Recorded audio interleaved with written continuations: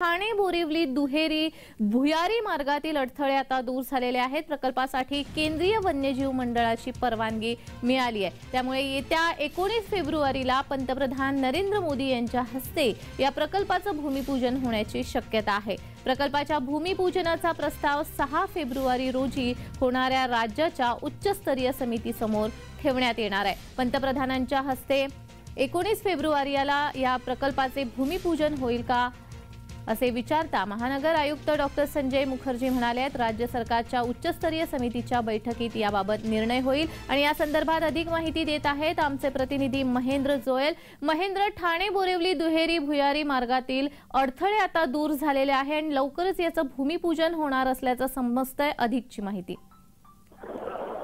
जान्हवी, मुंबई महानगर प्रदेश विकास प्राधिकरणाच्या मध्ये MMRDचा महत्वाकांक्षी प्रकल्प ठाणे ते बोरिवली दुहेरी भूमार्ग हा वन्यजीव मंडळाची परवानगी मिळाल्यानंतर भूमिपूजनाची सर्वात मोठा अडथळा दूर झालाय। 19 तारखेला पंतप्रधान नरेंद्र मोदी यांच्या हस्ते या भूमिपूजनाची शक्यता आहे आणि सर्वात महत्वाचं म्हणजे या प्रकल्पाच्या भूमिपूजनाचा प्रस्ताव आहे जो 6 फेब्रुवारीला होणाऱ्या राज्याच्या उच्चस्तरीय समितीसमोर ठेवण्यात येणार आहे। पंतप्रधानांच्या हस्ते या प्रकल्पाचं भूमिपूजन होईल का असं आयुक्त यांनी विचारलं असता राज्य सरकारच्या उच्चस्तरीय समितीचे हा बैठकीत निर्णय होईल असं सांगण्यात आलंय।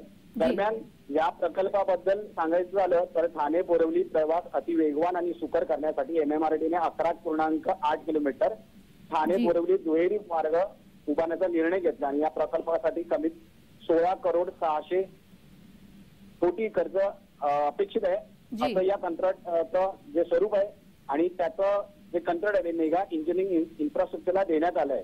जी महेंद्र, या भुयारी मार्गाचा कसा फायदा नागरिकांना होणार आहे?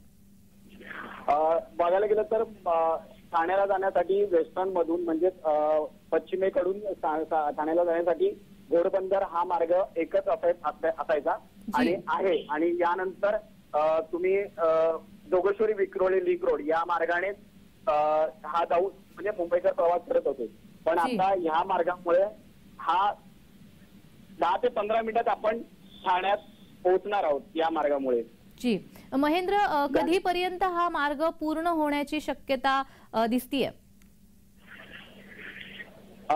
अद्याप याबद्दल काही सांगू शकत नाही कारण भूमिपूजन हे 19 फेब्रुवारीला पंतप्रधान नरेंद्र मोदी यांच्या हस्ते होणार आहे आणि यानंतर हा प्रकल्प मोदी जेव्हा अटल सेतूचं पंतप्रधान नरेंद्र मोदी हे लोकार्पण करायला आले होते त्यावेळेस वन्यजीव मंडळाची परवानगी मिळत नव्हती म्हणून या भूमिपूजन करण्यात आले नव्हते, पण 2 दिवसापूर्वी वन्यजीव मंडळाची परवानगी मिळाल्याची माहिती महानगर आयुक्त संजय मुखर्जी यांनी दिली आणि याचा आता जो निर्णय आहे तो राज्य सरकारच्या उच्चस्तरीय समितीच्या बैठकीत होईल।